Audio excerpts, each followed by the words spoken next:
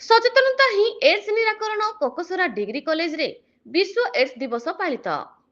December 1 विश्व ads दिवस भावे पालित हेउथुवा बेले कोकसरा ब्लॉक पंचायत समिति डिग्री महाविद्यालय यूथ रेड क्रॉस और रेड रिबन क्लब आनुकूल्य रे विश्व एड्स दिवस पालन करा जायछि।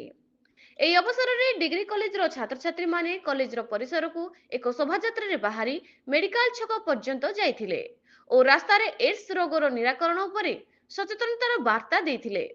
ପରେ ଡିଗ୍ରୀ କଲେଜ ଠାରେ ଅଧ୍ୟକ୍ଷ ପୁଷ୍ପରାଜ ମେହେରଙ୍କ ସଭାପତିତ୍ୱରେ ଏଡ୍ସ ସଚେତନତା ବିଷୟରେ ଏକ ଆଲୋଚନା ଚକ୍ର ଅନୁଷ୍ଠିତ ହୋଇଥିଲା।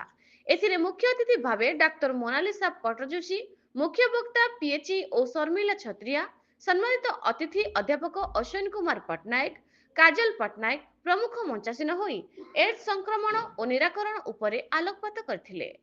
कार्यक्रम रे अध्यापक जगन चंदानी, अध्यापिका कनक मंजूरी बेहेरा, शुभश्री साहू, वेदमती बारिक उपस्थित थिले। सेहिपरि आरके जूनियर कॉलेज रो विश्व एड्स दिवस पालित रायरंगपुर रो मयूरभंज जिला बामनघाटी उपखंड बिजतला ब्लॉक अंतर्गत लुहासिला स्थित आरके जूनियर कॉलेज रो युव रेड क्रॉस और रेड रिबन पक्षरु एचआईवी भूताणु और जन संक्रमित रोगर निराकरण सचेतनता अभियान दिवस डिसेंबर 1 सोमवार दिन पालित हो जाइछि।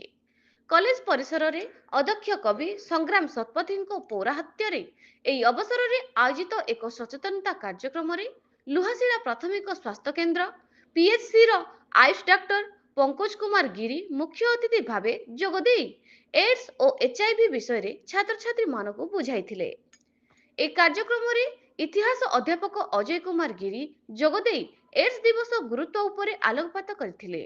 युव रेड क्रॉस परामर्शदाता संजीव कुमार गिरी परिचालन रे आयोजित एही उत्सव रे अध्यापक शशिकांत नंद, अनिल कुमार गिरी, रूपनारायण माझी, रमाकांत पात्र, जोगेश्वर तुंग, सुदीश सरकार, मायाधर सिंह प्रमुख जोगदे छात्र छात्री मानकु एड्स पाई सचेतनतार आवश्यकता संपर्क रे निज निजर अभिभाषण माध्यम रे कहिथिले।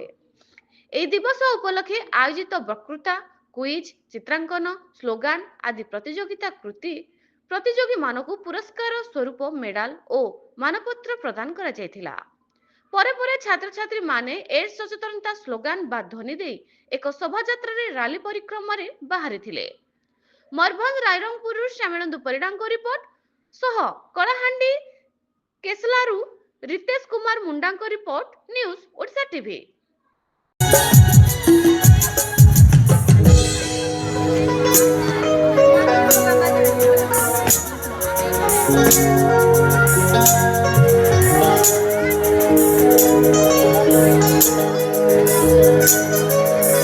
हेलो